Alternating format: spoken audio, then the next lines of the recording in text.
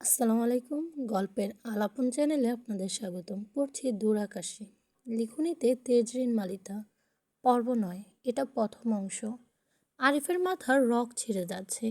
মায়ের এই অবস্থায় ওকে নিয়ে বাইক রাইড করাটা ঝুঁকিপূর্ণ, কিন্তু তাকে বাইক রাইড করতেই হবে।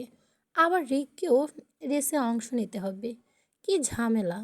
মায়া এলিজাবেথের সাথে বেশ খোশ গল্প করছে। এলিজাবেথ মায়াটাকে বেশ ভালো লাগলো মায়া মেয়েটাকে বেশ ভালো লাগলো মায়ার।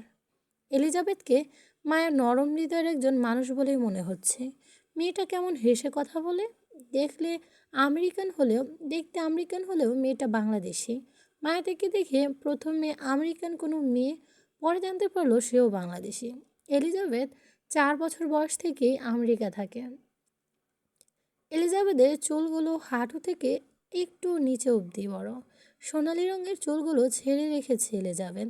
কালো রঙের বাইকের পোশাকে সাথে এত লম্বা চুল দারুণ লাগছে। মায়া এলিজাবেথের দিকে তাকিয়েছিল। তার লক্ষ্য করে এলিজাবেথ মুচকি হাসলো। মেয়েটার হাসিতেও কত মায়া। এলিজাবেথ চুলগুলো সোনালি রং। মায়ের কাছে এলিজাবেথকে রূপাঞ্জলের মতো লাগছে। শুধু ড্রেসটা রূপাঞ্জলের মতো পরলে একদম পারফেক্ট রূপাঞ্জল। এলিজাবেথ, এভাবে তাকিয়ে আছো কেন? মায়া লাজুক হেসে উত্তর দেয়, তুমি অনেক সুন্দর আপু, বিশেষ করে তোমার চুলগুলো, মাশাল্লাহ। আমার মনে হয় তুমি আমার চেয়ে বেশি সুন্দর। মানুষের বাহিরের সৌন্দর্য থেকে ভেতরের সৌন্দর্যটাই প্রধান, যেটা হয়তো আমার নেই। বাহির সৌন্দর্যটুকু দিয়ে আমি কি করব? এটা তো শুধু ছেলেদের আকৃষ্ট করতেই কাজে লাগে। এছাড়া এর কোনো ভালো গুণাগুণও নেই। নারীদের এই রূপ তাদের ধ্বংসের কারণ মানো। মায়া এলিজাবেথের কথাগুলো মুগ্ধ হয়ে শুনছিল। মেয়েটা দারুণ সুন্দর করে কথা বলে। মায়া মাথা নাড়িয়ে সম্মতি জানায়, মানি। এলিজাবেথ মায়ের গাল টেনে বাচ্চাদের মতো আদর করে বলে, তোমাকে আমার ইনোসেন্ট গাল মনে হচ্ছে। সামনে যাই থাকুক না কেন, সেটা নিয়ে ঘাবড়িও না। যদি নিজের ভেতরে সাহসটুকু ধরে রাখতে পারো, তাহলে অনেক কিছুই জানতে পারবে। অন্তত মরতে হবে না তোমাকে। আরিফ তোমাকে এখানে এনে ভুল করেছে। ওর নিজের উপরে যাওয়ার টিকিট অলরেডি কাটা, সাথে তোমারটাও কাটছে। এলিজাবেথ শেষ কথাগুলো অর্থমায়া হয়তো বুঝলো, আবার বুঝলো না। আপাতত না হয় না বোঝাই ভালো। সামনে দেখা যাক কি হয়। মৃত্যু তো সবারই নিশ্চিত, সেটা নিয়ে এই ভয় পেলে চলবে? মরবে তো এ দলের লোকের সাথে, না হয় ও দলের লোক। মাঝখানে হয়তো কিছু প্রাণ বেঁচে যাবে, তবে কারা বাঁচবে সেটা দেখার পালা। আরিফ ও রিক নিজেদের বাইকের সাথে হেলান দিয়ে দাঁড়িয়ে ভাবছিল কি করা যায়। এর মাঝেই সেখানে উপস্থিত হয় জ্যাক, সাথে তার সাঙ্গপাঙ্গ, এক কথায় চামচা। আরিফ জ্যাকের মুখটাও দেখতে ইচ্ছে করছে না। এরকম জানোয়ারের মুখ কারো দেখতে ভালো লাগে? আরিফ অন্যদিকে একবার মুখ ফিরে আবার জ্যাকের দিকে তাকালো।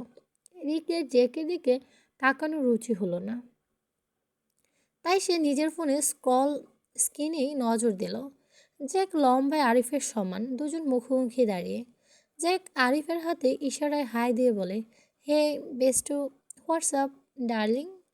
তোমাকে এ কয়দিন খুব মিস করতেছি। ইটালিতে তোমার মতো বেস্ট ফ্রেন্ড পেলাম না, তাই তোমার টানে আবার ফিরে এলাম আমেরিকায়। তো জানেমন, কী খবর তোমার? শুনলাম তুমি নাকি বিয়ে করেছো। তা আমাদের ভুয়া প্রফেসরের টাকার অভাব পড়লো নাকি? কাউকে বিয়ের দাওয়াত দিতে পারলো না? টাকা লাগলে আমাকে বলতা, আমি দিতাম। তবুও আমাদের তোমার বিয়ের মিষ্টিটা খাওয়াতে। শুনলাম বউকেও নাকি সাথে নিয়ে এসেছো। তা দেবরের সাথে ভাবির পরিচয় করাবে না? ভয় নেই, পরকীয়া করব না। আমার বেস্ট ফ্রেন্ডের বউ বলে কথা, তার সাথে কি পরকীয়া করা যায়? তোরাই বল। জ্যাকের সাথে আসা চামচাগুলো সাথে সাথেই বলে উঠল, নো। জ্যাকের কথায় আরিফের রক্ত ফুটতে থাকে। চেহারা শক্ত করে তাকিয়ে থাকে জ্যাকের দিকে। দাঁতে দাঁত পিষে বলে, জ্যাক দূরে যা, অযথা ঝামেলা করিস না। কেন ভয় লাগছে দোস্ত? ভয় লাগছে? তোমাদের মতো কুত্তাদের ভাগ দেখলে তো ভয় লাগবেই। জ্যাকের এমন কথার উত্তরে রিক বাঁকা হেসে বলে, বাঘ একা চলে আর কুত্তারা দলবল নিয়ে চলে, তাহলে আসল কুত্তা আর বাঘকে? জ্যাকের চামচাগুলোর দিকে তাকিয়ে বলে, যাই, বাপ মার ঠিক নাই, সে আবার কথা বলে। জ্যাক খবরদার, বাবা নিয়ে কথা বলবি না। ও গড, ভয় পাইছি, অনেক ভয় পাইছি। রিক ভাই, আমাদের মাফ করে দিবেন। আমরা অনেক বড় ভুল করে ফেলেছি। আপনার বাবা মার ঠিক নেই বলে। আসলে তো আপনার বাপের ঠিক আছে, কিন্তু আপনি তো আপনার বাবার জারজ সন্তান। রিকের রাগে গা জ্বলছে, কিন্তু কিছু বলতে পারছে না। মনে যাচ্ছে জ্যাকে এখানে জিন্দা কবর দিতে, কিন্তু চাইলেও সব সময় সব কিছু করা যায় না। এই রেস কোনো সাধারণ রেস না, এখানে চাইলেও কেউ রেস বাদ দিতে পারবে না। আর রিক জ্যাককে কিছু করছে না, এর কারণ হলো রেসের স্পটে কারো গায়ে হাত তোলা নিষেধ। কেউ রেসের স্পটে মারামারি করলে সেটা বড় পর্যায়ে ঝামেলা। এমনিতেই গত সপ্তাহে রেসে আরিফ একজন রেসারের গায়ে হাত তুলেছিল, সেটা ঝামেলা এখনও ঠিক হয়নি। আবার রেস টাইমে রিক জ্যাককে মেরে নতুন ঝামেলা তৈরি করতে চাচ্ছে না। রিক যথাসম্ভব নিজের রাগকে নিয়ন্ত্রণে রাখছে। রাগ উঠলে সে এই ছাতার নিয়ম মানবে না।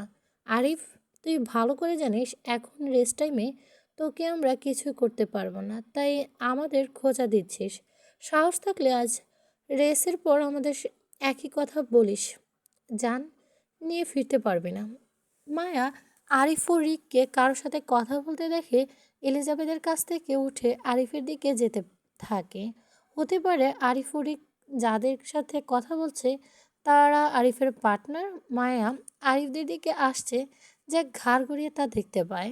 তার চামচাদের সাথে প্রশ্ন করে, এটাই আরিফের বউ নাকি? চামচাগুলো বললে হ্যাঁ বললে জ্যাক আরিফের দিকে তাকিয়ে মায়াকে ইশারা করে বলে, এ মাল কই পাইছস দোস্ত?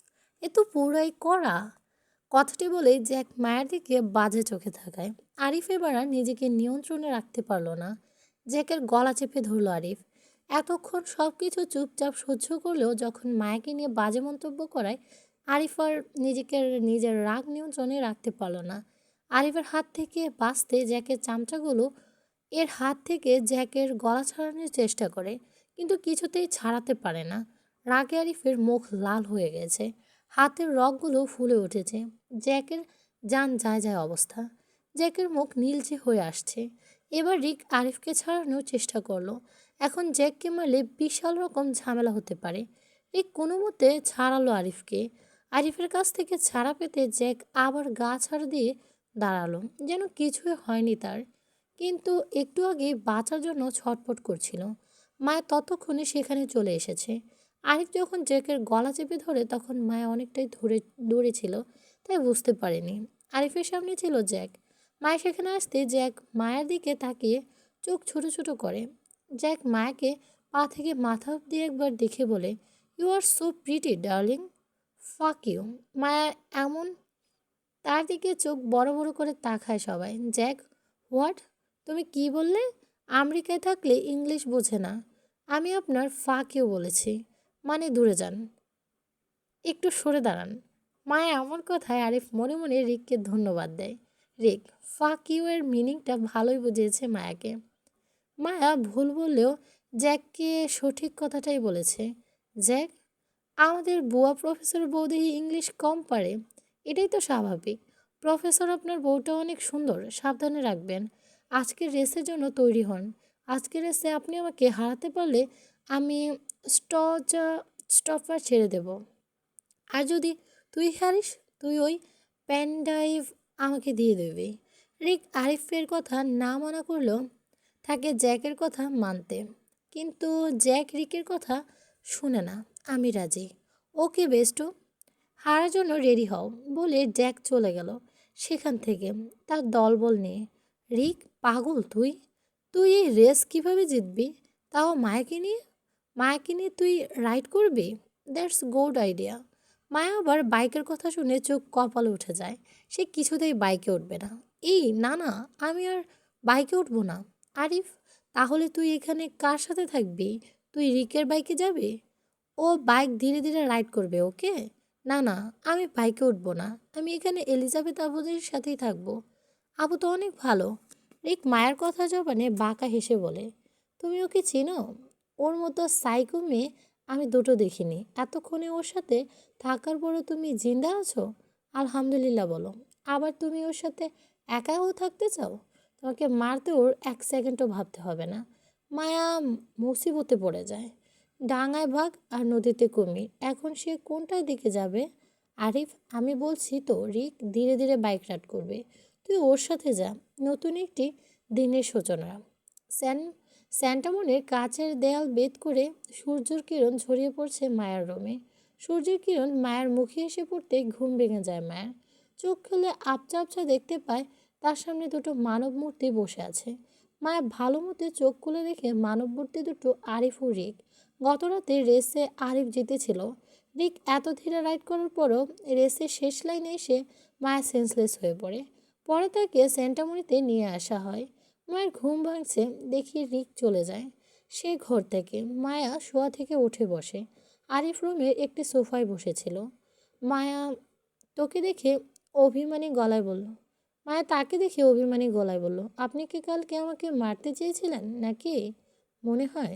সোজাসাপটা জবাব দেয় আরিফ। এতে মায়া হতাশ চোখে তাকায়। আরিফ সোফা ছেড়ে ওঠে।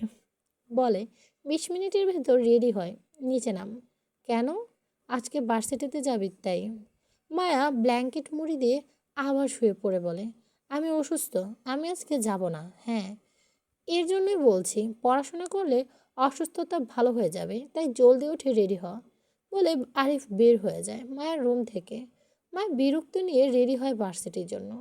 মায়া স্যান্টামনির বাইরে দাঁড়িয়ে আছে। আরিফ নিজের গাড়ি বের করছে গ্যারেজ থেকে। গাড়ি নিয়ে আরিফ ফিরে আসলে আরিফের গাড়ির গেট খুলে দিয়ে বলে, ওঠ। মায়া গাড়িতে না উঠে বলে, আপনি না আমাকে আজকে ম্যাপল বাগানে নিয়ে যান। তো এখন যাবি বাগানে? হুম, আমাকে নিয়ে চলুন। এখন না, পরে প্লিজ। এখন? No, please. আরিফ আর মানা করতে পারে না। মায়াকে নিয়ে স্যান্টামনির পেছনে ম্যাপল বাগানের দিকে আসলো। ম্যাপল বাগানে এসে মায়া বেজায় খুশি। মনে থাকা ম্যাপল পাতাগুলো হাতে নিয়ে দেখলো। অনেকটা সময় পার হওয়ার পর আরিফ মায়াকে যাওয়ার জন্য তাড়া দেয়। মায়া, চল এখন। আর 1 মিনিট। মায়া নিজের ফোন বের করে ম্যাপল বাগানের একটি ছবি তোলে। পর এরপর উঠে দাঁড়ায় আরিফের বরাবর। তাদের ঠিক ওপরে একটা ম্যাপল পাতা পড়েছিল। মায়া সেটাকে ধরার আগে আরিফ সেটা ধরে ফেলে। এটা পর্ব 9-এর শেষাংশ। মায়া, চল এখন। আর 1 মিনিট। মায়া নিজের ফোন বের করে ম্যাপল বাগানের একটি ছবি তোলে। এরপর উঠে দাঁড়ায় আরিফের বরাবর। তাদের ঠিক উপরে একটা ম্যাপল পাতা পড়েছিল। মায়া সেটা ধরার আগে আরিফ সেটা ধরে ফেলে। মায়া আরিফের দিকে তাকিয়ে আবার ম্যাপল পাতাটির দিকে তাকায়। মায়া, আপনি কি জানেন, দুজন মানুষ যখন এভাবে থাকে, তাদের ভেতর যদি কেউ ম্যাপল পাতায় পড়ন্ত অবস্থায় ধরে, তবে তাদের প্রেম হয়ে যায় এবং সেটা তাদের প্রথম প্রেম থাকে। আরিফের মায়ের এমন কথায় মেকি হাসে। ম্যাপল পাতাটি নিজের মুখশ্রীর সামনে ধরে উল্টে পাল্টে দেখতে থাকে। এরপর মায়ের দিকে তাকিয়ে বলে, এই লজিকহীন কথা তোকে কে বলেছে? মায়া উপর থেকে পড়তে থাকা আরও একটি ম্যাপল পাতা ধরে।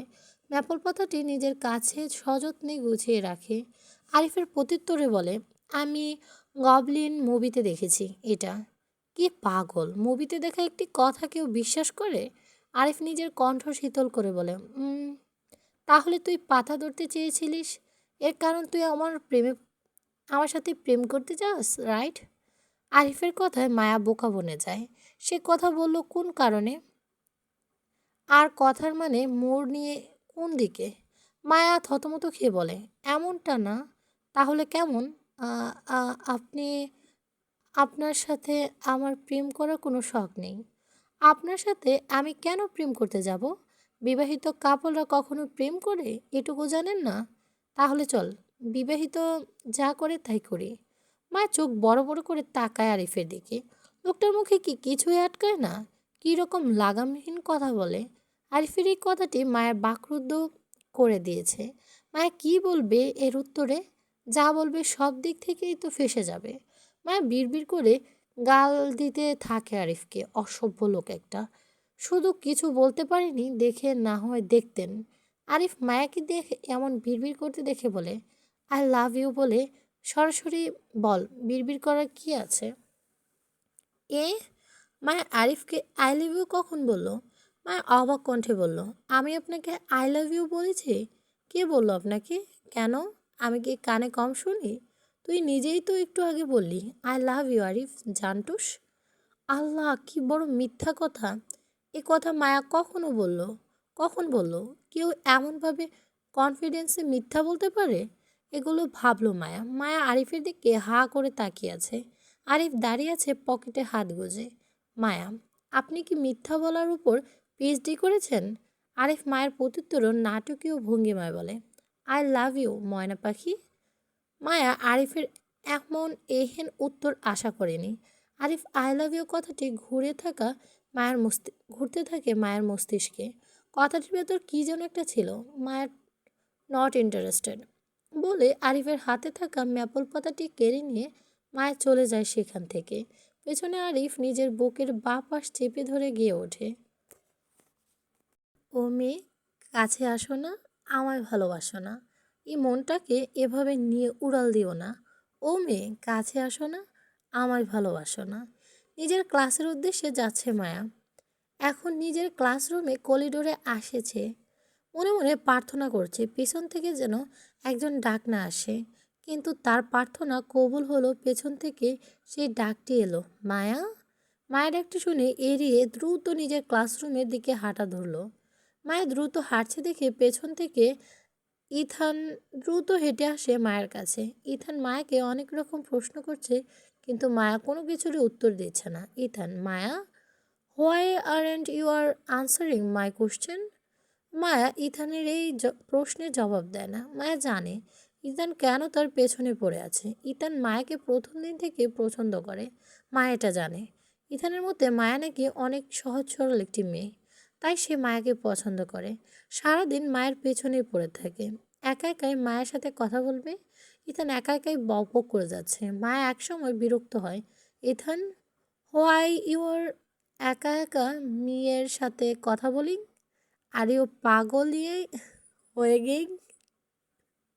ইথান মায়ের এমন বাংলিশ কথা আগামাথা কিছুই বুঝলো না। Maya, speak in English.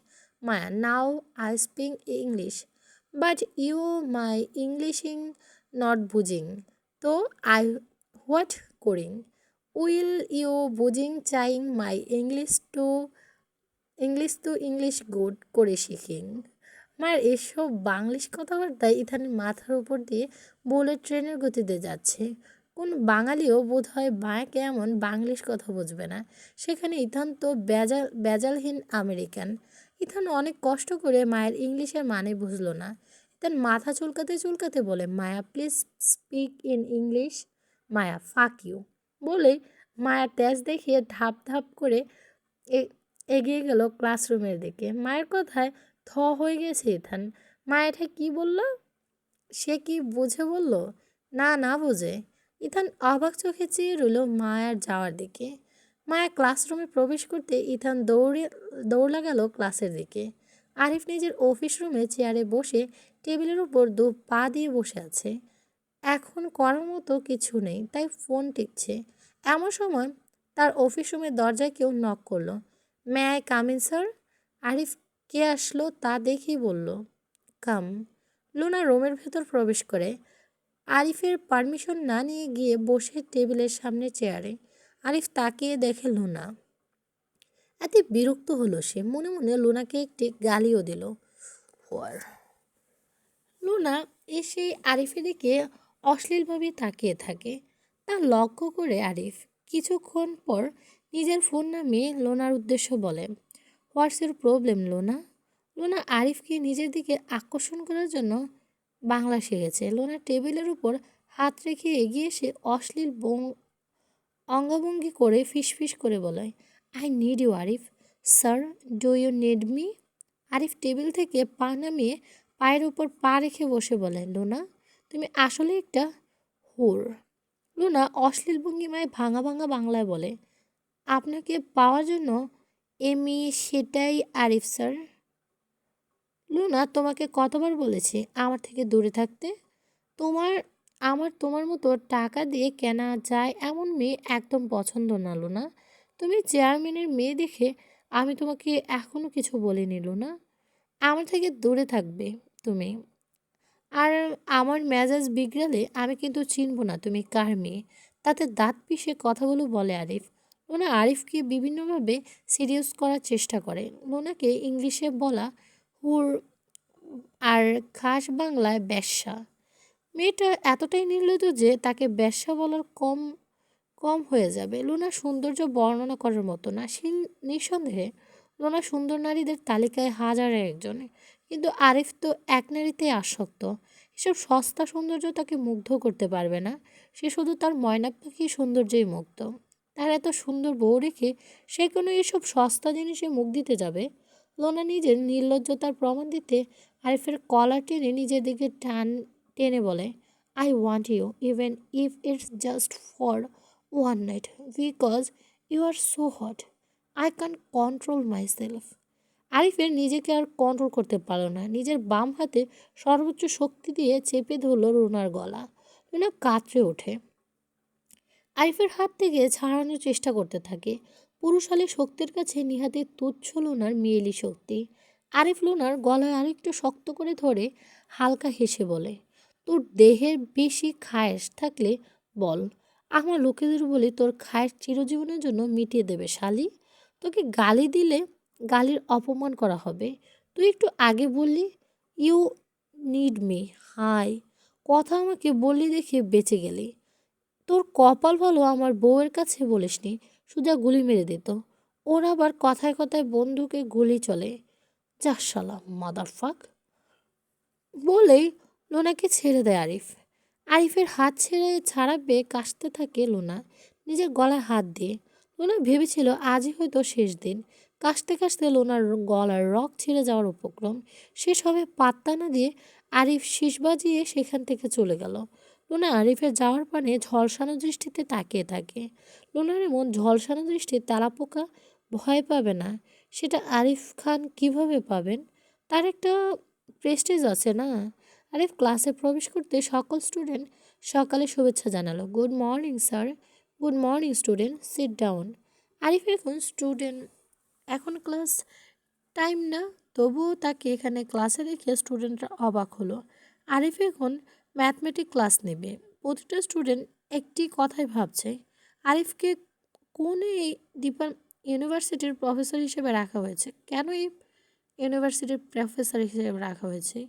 তিনি তো কোনো ক্লাস ঠিক মতো নেন না। নিজের যেদিন ক্লাস নিতে মন চায় সেদিনই ক্লাস নেয়, আবার নিজের যেদিন সাবজেক্টের উপর ক্লাস নিতে মন চায় সেই সাবজেক্টের উপরেই ক্লাস নেয়। কখনো ম্যাথ, কখনো ইংলিশ, মাঝে মাঝে তো বাংলা ক্লাসও নেন। তাকে কেন শুধু শুধু টাকা দিয়ে রাখা হয়েছে? তবু আরিফ তাকে প্রিয় টিচারদের তালিকায় একজন, কারণ আরিফের ক্লাসে আসলে সেদিন ক্লাস করতে হয় না। তাছাড়া আরিফ ব্যাগ বাস্কেটবল প্লেয়ার। এমনি আরিফ মাঝে মাঝে স্টুডেন্টদের ট্রিট দেয়। এমনকি সে একবার স্টুডেন্টদের নিয়ে 7 দিনের ট্যুরেও গিয়েছিল। এসব কারণে আরিফ তাদের প্রিয় টিচারের তালিকায় একজন। আরিফ ম্যাথ করেছে। 1+2 4, 5+5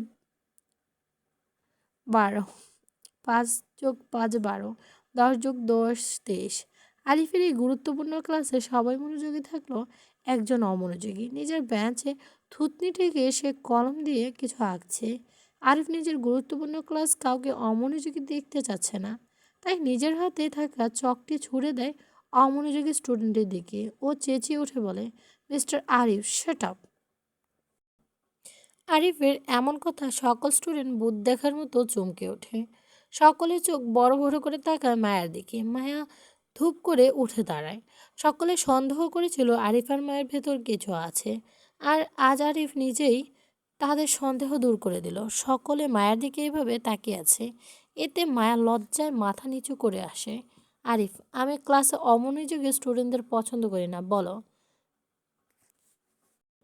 1 2 6 3 8 5 9 0 প্লাস 1 7 3 9 4 0 5 7 5 যোগ 2 9 3 7 4 7 -1 9 3 7 9 কত হয়? এই এই অঙ্কের সমাধান হয়তো মায়ের ক্যালকুলেটরও করতে দিলেও পারতো না, সেখানে মায়াকে মুখে মুখে হিসাব করতে হবে। মায়া বাচ্চাদের মতো করে বলে, আপনি বোর্ডে শেখাচ্ছেন এত ছোট ছোট অঙ্ক, আমাকে ধরেছেন ইয়া বিশাল অঙ্ক, এটা কেমন হলো? Speak in English, we don't understand Bangla. আপনি তো বাংলায় কথা বলছেন, তাহলে আমি বাংলা বললে বুঝতে পারবেন না কেন? কিভাবে? আরিফ রেগে বলে, স্পিক ইংলিশ। এতগুলো স্টুডেন্টের সামনে এক ঝাড়ি খেতে চাইলো না মায়া, নিজের ভাঙাচোরা ইংলিশ বলতে আরম্ভ করলো। I am tell you, you Bangla I understand, but my Bangla you don't understand. Why? It's not fair to me. এখানে কেউ ভুল ধরতে এসো না, ইংলিশে ভুল করা হয়েছে। মায়ার এমন ভাঙাচোরা ইংলিশে পুরো ক্লাস অট্টহাসি দিয়ে ফেটে পড়ে। আরিফ তাদের ধমকায়, বি কোয়াইট। এরপর মায়ার উদ্দেশ্যে বলে, tell me, who invented mathematics? বলো, কে অঙ্ক আবিষ্কার করেছেন? গণিত যখন আবিষ্কার হয়েছিল আমি তখন পৃথিবীর দূরের কথা, মহাবিশ্বের আশেপাশের এলাকাও ছিলাম না। জন্ম নেওয়ার টোকেনও কাটিনি তখন, ভিসা প্রসেসিংও চলছিল না তখন, পৃথিবীর সাথে আমার কোনো কানেকশনই ছিল না। তাই গণিত কে আবিষ্কার করেছে আমি বলতে পারবো না, বলে মায়া। আরিফ টিচার টেবিলের উপর থেকে চিকন চিকন লাঠিটা নিজের হাতে নিয়ে বলল, স্পিক ইংলিশ। মায়া কিছু মাথা চুলকালো। হোয়েন ম্যাথ আবিষ্কার হয়েছিলেন, মি নট ইন পৃথিবী, ইভেন মি নট ইন মহাবিশ্বের পাশের গলি, মাই জন্ম টু ক্যান নট কাটা হয়ে সিলিং, মাই পৃথিবী ভিসা প্রসেসিং অলসো ইন রাস্তা, মি মি উইথ পৃথিবী কানেকশন ওয়াজ ফুললি ছিল না। সো হোম ম্যাথমেটিক্স আবিষ্কার আই নো বলতে পারিনি। মায়ের ইংলিশে আবারও সবাই অট্টহাসি শুরু হয়ে গেল ক্লাসরুমে। আরিফ মায়ের দিকে রাগী দৃষ্টিতে তাকিয়ে থাকলেও বেচারা মনে মনে হাসি পাচ্ছে খুব, কিন্তু স্টুডেন্টদের সামনে তা প্রকাশ করতে পারছে না। আরিফ ক্লাসের বাইরে কান ধরে এক পা দাঁড় হয়ে যাও।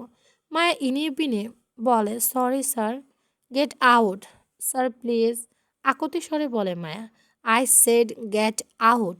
মায়ের কথা আর কিছুই হচ্ছে না, তাই মায়া চুপচাপ বের হয়ে আসলো ক্লাসরুম থেকে। ক্লাসরুমের দরজার সামনে কান ধরে এক পা উঁচু করে গুমরা মুখে দাঁড়িয়ে থাকলো। পুরো ক্লাস তার দিকে তাকিয়ে মিটমিট করে হাসছে। সাথে করিডোর থেকে স্টুডেন্টরা যাচ্ছে, তারাও মায়াকে দেখে হাসছে।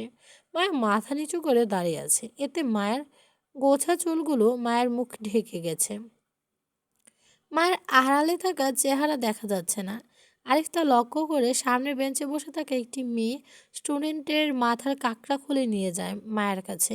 মায়ের সামনে দাঁড়িয়ে বলে, রেস ইউর হ্যান্ড, তোমার মাথা ওঠাও।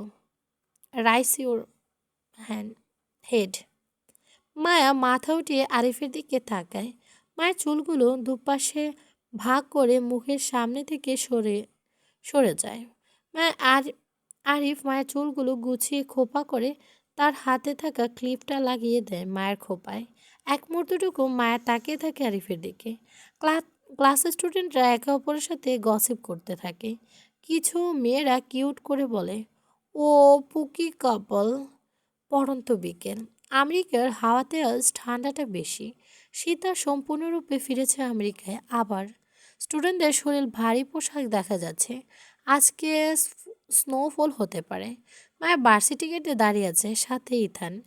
আরিফের গাড়ি আনতে গিয়েছে। ইথান মায়াকে সেই তখন থেকে একই প্রশ্ন করে যাচ্ছে, সত্যি কি মায়া আর আরিফ হাজব্যান্ড ওয়াইফ নাকি? মায়া উত্তরে হ্যাঁ বললেও ইথান তা বিশ্বাস করছে না। মায়াকে বরাবরই একই প্রশ্ন করছে, বেচারা লাস্ট স্টোরি শুরু হওয়ার আগেই শেষ হয়ে গেল। ইথানের এই একই প্রশ্ন শুনতে শুনতে মায়ের কানে পোকা ধরে গেছে। মায়ের ব্যাগ থেকে নিজের হেডফোন বের করে বাংলা গান লাগিয়ে কানে হেডফোন গুঁজল। গান, গরম লাগে আমার দুপুরে, শিহরিত আমি তোমার নুপুরে, ঝাঁপ দেব আমি প্রেমের পুকুরে, কিন্তু ডুববো না। মা চোখ বন্ধ করে শীতের ভেতর গরমের ভাইব নিচ্ছে। এর মাঝে কেউ তার হেডফোন খুলে ফেললো কান থেকে।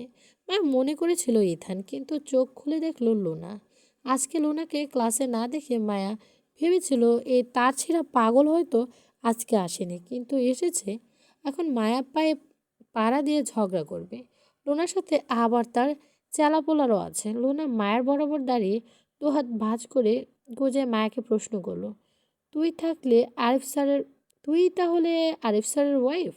লোনার মুখে বাংলা শুনে অবাক হয় মায়া। লোনা প্রত্যুত্তরে মায়া নির্দ্বিধায় বলে, হ্যাঁ। এখন যেহেতু সবাই জেনে গেছে, সেখানে লোনার কাছে লুকানোর কিছু নেই। তাই মায়া আর লুকানোর চেষ্টা করলো না। মায়া হ্যাঁ বলতে ক্ষিপ্ত হলো লোনা। সকলের সামনে মায়ের চুলের মুঠি ধরল লোনা।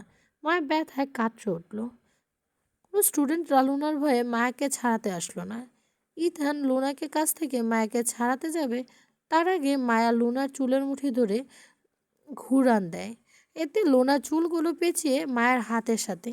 লোনা চুলের টান বাঁধাতেই সামলাতে না পেরে মায়া চুল ছেড়ে দেয়।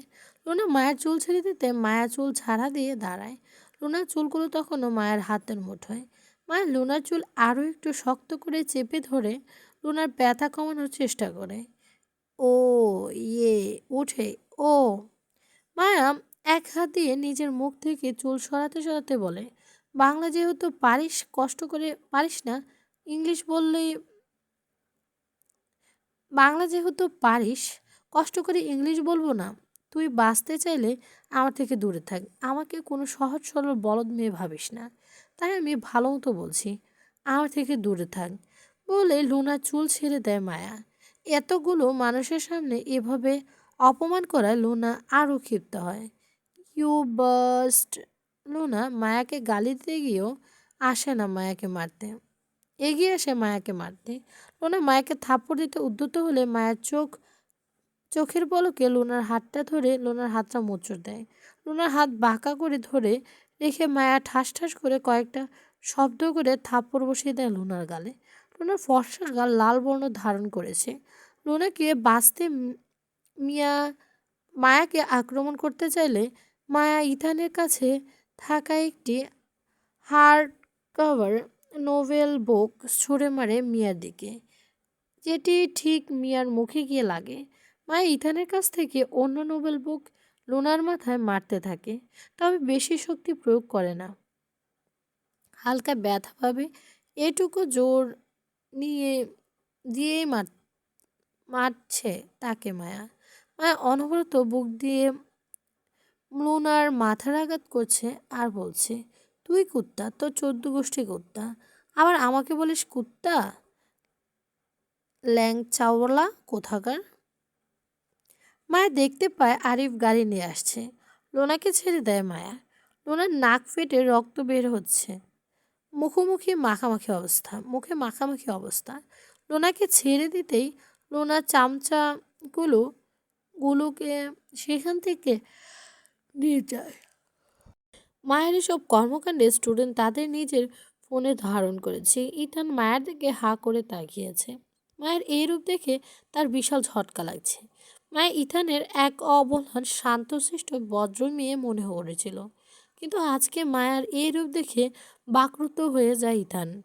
ইথান মায়ের দিকে তখন হাঁ করে তাকিয়ে আছে। মায়া নিজের ব্যাপারটা ইথানের কাছে দিয়ে নিজের চুল ঠিক করতে করতে বলে, মায়ের চুল বাঁধতে বাঁধতে বলে, বুঝলি ইথান, মানুষকে একটু নিজের নরম রূপ দেখাতলেই সে গরম রূপ ধারণ দেখাতে চায় আমাকে।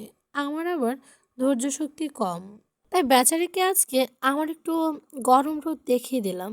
ছাতা বেশি লাভ পাচ্ছিল। ইথান মায়ের মুখে আপনি করে বের হওয়া বাণীর ভেতর নিজের নামটুকুই বুঝতে পেরেছে শুধু। এছাড়া মায়াকে কি বললো এর আগাগোড়া কিছুই বুঝেনি সে। মায়া বুঝলো ইথান কিছুই বোঝে না। Maya, you don't understand my language. Ethan মাথা উপর নিচ করে, অর্থাৎ উত্তর হ্যাঁ। Maya, no, you don't understand. পরে ইউ আন্ডারস্ট্যান্ড, ওকে? ইথানের কিছু বললেন না, তবুও মাথার নাড়িয়ে সম্মতি জানালো। ততক্ষণে আরিফার গাড়ি নিয়ে সেখানে চলে আসছে। মায়া ইথানের কাছ থেকে তার ব্যাগ নিয়ে টুস করে উঠে পড়ল গাড়ি ব্যাক সিটে।